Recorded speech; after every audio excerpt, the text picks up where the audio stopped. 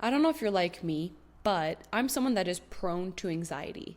And I cope with it by emotionally numbing myself. Almost like I don't want to feel the anxiety. So I start shutting myself off completely so I can avoid the feelings that come with it, any feeling.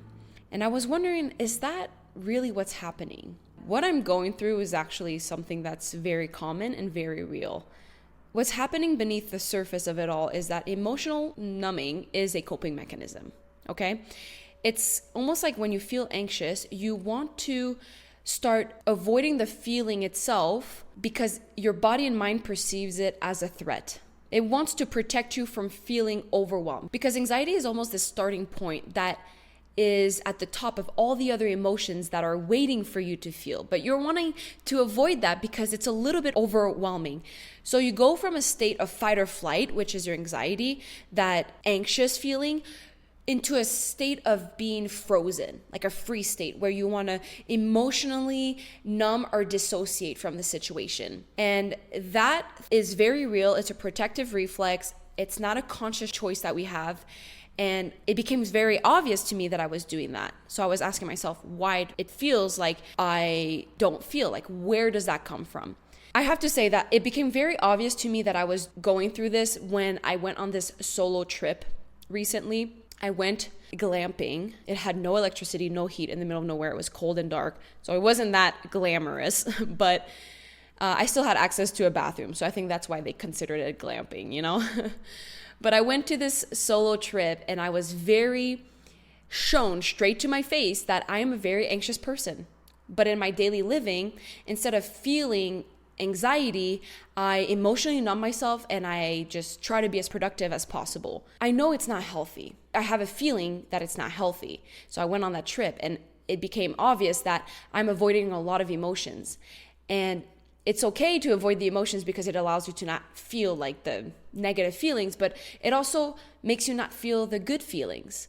And what's worth living if you're not experiencing joy, peace, presence, you know? So I wanted to understand why it feels like I don't feel. Like, where does that come from? I thought that I had escaped anxiety, which is funny enough. But what I'm realizing is that instead of it showing up as racing thoughts or a pounding heart, it shows up as feeling emotionally flat or disconnected from joy, from sadness, from discomfort, from excitement. It also could feel like you are going on autopilot and completely detaching from yourself, almost like you're an observer of your life instead of fully living your life.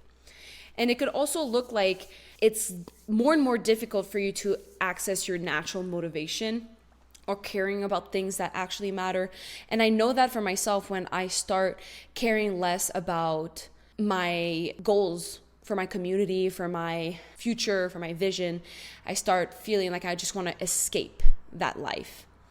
And I have another awesome video topic that I want to mention that is related to the fear of success, which I think is extremely interesting. And you might be like, oh, why would I fear success?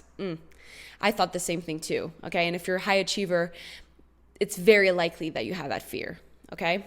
So basically, it feels like you don't feel right now, that you're emotionally numb, because your body wants to say like, hey, this is too much, too many emotions. Let's shut down and stay safe, because it views feeling as a threat. And it can be a little bit of a confusing process because numbing actually works in the short term. You don't feel the anxiety. It can feel like you're in control, right? But over time, it really makes you so disconnected from your emotions, and it's including the positive ones. And it makes it harder for you to fully process what's causing your anxiety, and is a way for you to not actually heal the problem, you know? It's a way for you to escape a moment of growth that you can have, because the anxiety is not meant to stay there forever. It's there to give you a sign that you need to change something. But you trying to numb yourself and not face it, it kind of keeps you stuck and not allows you to grow as a person, to level up, to become a wiser version of you. So you're going to have to start feeling it to heal it, okay? So you need to start gently retraining your nervous system. And I say gently because it's very uncomfortable to start feeling again. But it's very hard if you're someone like me that has numbed themselves for so long to start feeling again. But there are ways that you can go about it. And I learned a lot of that throughout my weekend, just being in nature. But one of the things that is super easy to do is grounding techniques, such as breathing, feeling sensations, feeling the wind, feeling cold water. Just remind yourself that your body is actually safe to feel. And I know this advice might sound a little woo-woo and a little extra, but if you truly care about feeling your emotions again and actually experiencing life to the fullest, you're going to have to do things that are outside of your comfort zone, that seem like, oh, that doesn't look like it's going to work, but it actually does work. It's just not something you're used to doing, so you feel like it's not really worth it. But it doesn't mean that everything you're going to do is going to be working for you, but you don't know what works for you if you don't try it. So start by doing some grounding techniques. Another thing that you can do is some body-based movements, such as yoga, walking, stretching, like shaking your body, jumping. Your body is such a good vehicle for you to feel without you going into the meanings and the words and everything like that. Like, use your actual vessel to communicate to you what's going on. A lot of your body is where it stores tension, like neck pain, back pain, like your hips. A lot of emotions, you hear that in somatic therapy, that your emotions are stored in your body.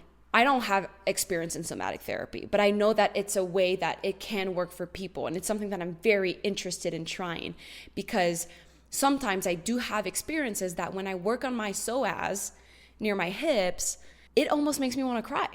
It's so strange. So I'm almost afraid to face that, because I'm like, oh, I know I'm going to feel emotions. There's a lot of research that's around the practice of releasing through your feet. They view your whole feet as almost your body. I think the top of the big toe is your head, your spine is the arch, your heel is your hips, I think. Like, I'm not really sure, but something like that. And through it, they can release a lot of your tension. So it's crazy how your body is way more magical than you think. And it's so funny how we are our worst critic towards our body. We shame it. We don't love our body. We want to fix so much about our body, but it's there to work with you. It's there to help you. And our lizard brain is always telling our body such negative things that are so counterproductive to loving yourself and for your growth and everything. So yeah, that's another topic on how to love your body and everything, but use your body as a way to start feeling your emotions again. If you're interested in exploring other types of therapeutic explorations, there's also like trauma-informed therapy, all things that I'm not qualified for, but you can look into like seeking professional help. And it also helps to feel things without flooding yourself with it, because it can be very intense to start feeling again. And then finally, like the last thing is going to be the most obvious thing if you've known me for a while, is small doses of emotional connections that are through journaling, through mindfulness, through meditation, and just practicing noticing little sensations in your body when you feel anything, the touch of your partner's hand, or giving a hug to someone, or petting your pet, like whatever it is. There are little almost more logical based practices that you can do to tap into your emotions. And the reason why I think it's so important is because the more you are emotionally intelligent towards yourself, the more you can connect with other people and understand them better. And I know that you're someone that probably has big goals in your life. You're someone that doesn't want to settle for less, doesn't want to be average. You're probably a high achiever like me. And if you are that type of person, you definitely want to impact other people. But it's impossible to know how to fully connect with others if you don't even know how to connect with yourself. Genuine connections are done through emotions. Like, it's not logical. It's a feeling that you have. And I think I'm not someone that is 100% all the time numbing myself, but it's a coping mechanism that is very familiar to me, that if I'm not being careful, I will be dragged by that. And I have to remind myself to feel again, because I know that when I am connected with myself and I feel truly aligned and I feel like I'm unafraid to feel, I get my biggest insights, and that's how I connect with you. And that's why if you're a returning subscriber or someone part of my community, you connect with me, because I have been able to show a glimpse of what it's like to feel truly connected to myself so that I can connect with you. So I know that it works, and I know that it's useful and it's worthy to do, but it takes so much courage and it's uncomfortable. But like anything in life that is worth living, it's going to be hard. But the thing is, like, it's really not that hard once you start facing it, you know? Like, once you really just allow yourself, you're like, okay. It's so much harder before you do it than when you actually do it. So I hope that my video is giving you some sort of courage, encouragement as well, and some sort of confidence that this is something that you want to do and that you're safe to do. You have to allow yourself, and it starts with you, like giving yourself permission. If you need it from me, I'm giving you permission to feel, but you need to do it for yourself. Now, I hope this video was helpful for you. If you want to be part of a community of like-minded people that support each other in their personal growth, that is a safe space to explore new things, it's the first link in my description, exactly where we do our challenges. So I hope I see you there. If not, I will see you very soon in a new video. Mwah. Love you.